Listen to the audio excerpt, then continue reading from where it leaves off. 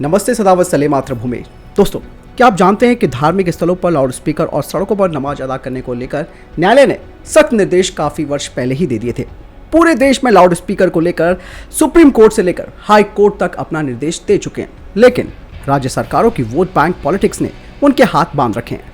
कभी हिंदुत्व का brand ambassador रही शिवसेना की सरकार भी वोट बैंक और मुस्लिम तुष्टीकरण के मामले में देश की तमाम पार्टियों को उन्होंने पीछे छोड़ दिया है। महाराष्ट्र सरकार ने तो नासिक में लाउड स्पीकर हटाने के बजाय हिंदुओं को सख्त निर्देश जारी करते हुए मस्जिद के 100 मीटर के दायरे में अजान के समय बाकी धार्मिक कार्यों पर रोक लगा दी है। जहां पूरे देश में सड़क पर नमाज का विरोध हो रहा है, तो महाराष्ट्र की कांग्रेस समर्थित सरकार सड़क पर हनुमान चालीसा पढ़ने पर देशद्रोह का मुकदमा दर्ज कर रही है।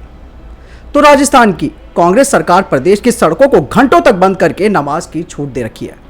सोचिए कितनी बड़ी विडंबना इस देश में हो रही है। यही हाल देश के बाकी तथाकथित सेकुलर सरकारों जैसे कि पश्चिम बंगाल, झारखंड, आंध्र प्रदेश, तमिलनाडु जैसे राज्यों का भी है। यहां तक कि कुछ बीजेपी शासित राज्य भी है जो इसे लागू करने में असमर्थ है।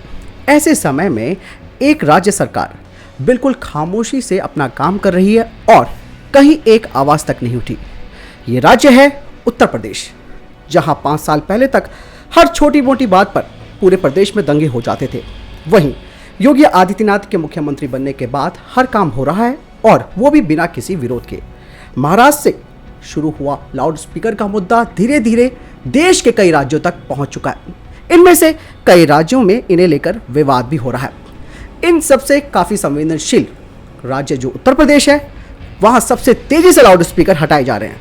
हैरान करने वाली बात यह है कि यहां पर बिल्कुल भी विवाद खड़ा नहीं हो रहा है। आज लाउड स्पीकर के मुद्दे पर यूपी पूरे देश में मिसाल बन रहा है। इस काम में किसी भी तरीके का कोई भेदभाव नहीं हो रहा। मंदिर, मस्जिद, चर्च और अन्य धार्मिक स्थलों से भी लाउड स्पीकर हटाए जा रहे हैं। किसी को भी राहत नहीं दी जा रही।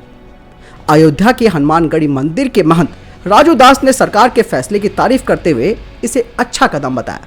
तो बाबरी मस्जिद के पूर्व पक्षकार इकबाल अंसारी भी इस फैसले का स्वागत कर रहे हैं। राजधानी लखनऊ के चौक इलाके में करीबन 114 मस्जिद और 39 मंदिर है।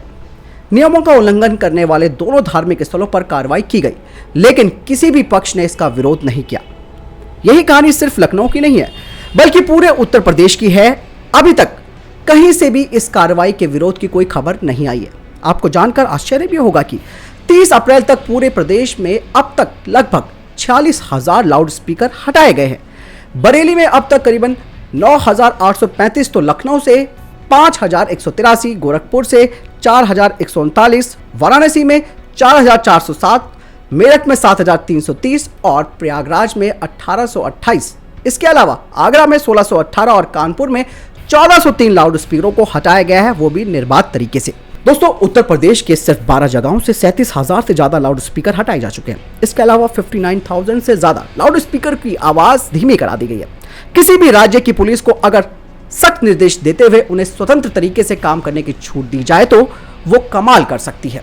ये कमाल उत्तर प्रदेश पुलिस ने करके दिखाया, क्योंकि उनका मुख्यमंत्री उनके साथ है। सीएम योगी आदित्यनाथ जी ने कहा कि सभी लोगों को अपनी धार्मिक आस्था के हिसाब से पूजा पाठ करने की आजादी है।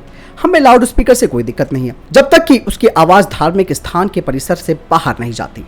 अब सवाल ये उठता है कि योगी सरकार ने यह चमत्कार कैसे करके दिखाया। अपने 5 साल के शासन में योगी आदित्यनाथ ने यह साबित कर दिया है कि उनके कार्य पूरे प्रदेश और पूरे समाज की भलाई के लिए हैं। जब कोई सरकार बिना जाति धर्म देखे अपराधियों पर कार्रवाई या बिना भेदभाव के कल्याणकारी योजनाओं का लाभ सबको मिलने लगता है, तो किसी भी आम नागरिक का विश्वास जीता जा सकता है। भले ही मुस्लिम समुदाय बीजेपी को वोट नहीं देता, लेकिन योगी के शासन में वो भी सुरक्षित और समृद्ध हुआ है। जिस तरह मंदिर, मस्जिदों समेत सभी धार्मिक स्थलों से लाउड स्पीकर हटाए गए हैं, उससे साबित होता है कि सरकार जनहित के मुद्दे पर किसी वर्ग के साथ कोई पक्षपात नहीं कर रही है।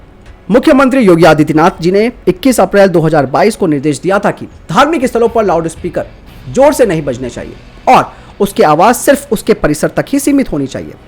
उन्होंने ये भी कहा कि माइक्रोफोन नहीं लगाए जाने चाहिए और धार्मिक स्थानों पर नए लाउड स्पीकर लगाने की अनुमति नहीं दी जाएगी। सर्वोच्च कोर्ट ने तो 2005 में लाउड स्पीकर की ध्वनि सीमा निश्चित करने का आदेश भी दिए थे, लेकिन 17 सालों से अब तक कोई भी गवर्नमेंट उच्चतम न्यायालय के इस आदेश को लागू करने का हौसला नहीं कर पाई। हालांकि दोस्तों, कुछ तथाकथित बुद्धिजीवियों ने अदालत में लेख लिखकर और अन्य माध्यमों से योगी सरकार की आलोचना करते हुए मुसलमानों को भड़काने की हर कोशिश की, लेकिन वो शायद भूल गए कि यहां पर योगी का शासन है, जिसके लिए राज्य की कानून व्यवस्था सबसे महत्वपूर्ण है। उनके पास कोर्ट जाने का विकल्प ही नहीं है, क्योंकि यह आदेश कोर्ट का ही है। योगी की तरह हर राज्य सरकार अगर ठान ले तो किसी भी फैसले को लागू करना कोई मुश्किल काम नहीं है, लेकिन उसके लिए वोट बैंक और तुष्टीकरण की राजनीति से ऊपर उठकर सोचना होगा, जो कि हमारी तथाकथित जो सरकारें हैं वो नहीं करती, क्योंकि उनको एक वोट बैंक और तुष्टीकरण करना ही है। तो दोस्तों, आपको क्या लगता है इस पूरे की पूरे सिचुएशन के बारे में, किस तरीके से उत्तर प्रदेश के शासन के बारे में और अन्य राज्यों के बारे में? आप मुझे कमेंट सेक्शन में लिखकर जरूर बताएं, क्योंकि यह मुद्दा अब संवेदनशील बन चुका है, इसीलिए आपका कमेंट हमारे लिए बहुत ज़रूरी हो जाता है। मिलता हूं नए वीडियो के साथ। नमस्कार।